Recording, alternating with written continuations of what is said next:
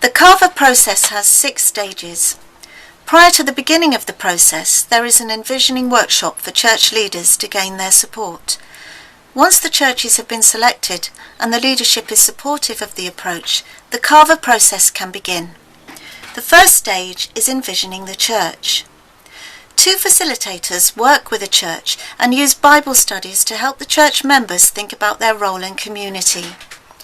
Passages on Bartimaeus, the woman touching the cloak, and salt and light show clearly God's heart for the poor and challenge the church to get out of the church building and show their love to their community. These studies can be transformational because in many countries people are used to being preached at. This is a chance for them to read the stories for themselves and discuss with other people how they can apply the Bible to their daily lives.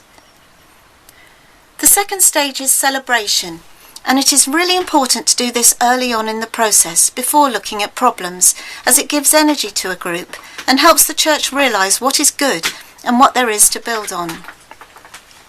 In this section there are more Bible studies such as Feeding the 5,000 and Elisha and the Widow.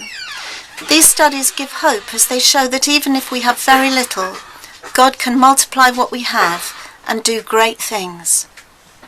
There are also celebration learning activities and games, all aimed at provoking discussion around the use of our own resources. After celebrating, the church selects people to form a coordination group to do a church initiative. This initiative could be to improve the church in some way, and this gives members an opportunity to work together towards a common goal, and it can have the effect of building up the church's confidence before going out into the community. The third stage is called Describing Our Community. Now is the time for the Envision Church to get out into the community and build relationships and identify influential people and gatekeepers who can help to bring the community together. This would be a good time to call a community meeting and to set up a church and community core group for gathering information. Using the gathering information tools, the church and community can identify the needs and issues that they have in their community. These methods include forming discussion groups and doing activities such as community mapping and drawing seasonal calendars. You can also gather information from key informants as well as look at statistical information. Once the needs have been identified, they need to be analysed and prioritised so that an appropriate response can be planned, and this is stage 4. There are some problem-posing exercises to help a church and community analyse the issues and tables to help you prioritise the needs. Once you have identified the most important needs in the community, you can then analyse these priorities again using the problem tree. The roots of the problem tree represent the causes of a problem, and the leaves represent the symptoms. The 5th stage is dreaming dreams and taking action. The dreaming dreams part of this stage is all about taking some time out to reflect on the priorities and dream of a solution and creative ways to address the problem. People can be encouraged to visualise their dreams by drawing them and then putting them all together in a big collage. It's then time for participants to turn their dreams into practical plans.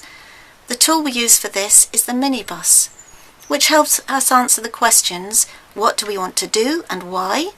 How are we going to do it? Who do we need on board? What resources do we have? And what could hold us back or get in our way?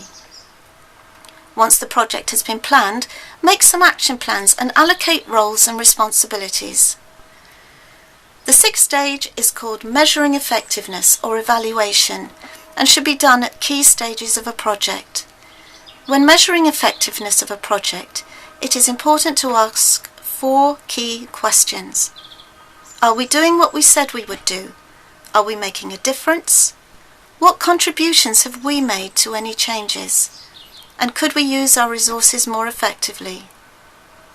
There are various tools to help you answer these questions, including community maps, stories of significant change, the timeline, and the box analysis. These are the 6 stages of QAVAR, and for real transformation to take place, it needs to become part of a church's DNA.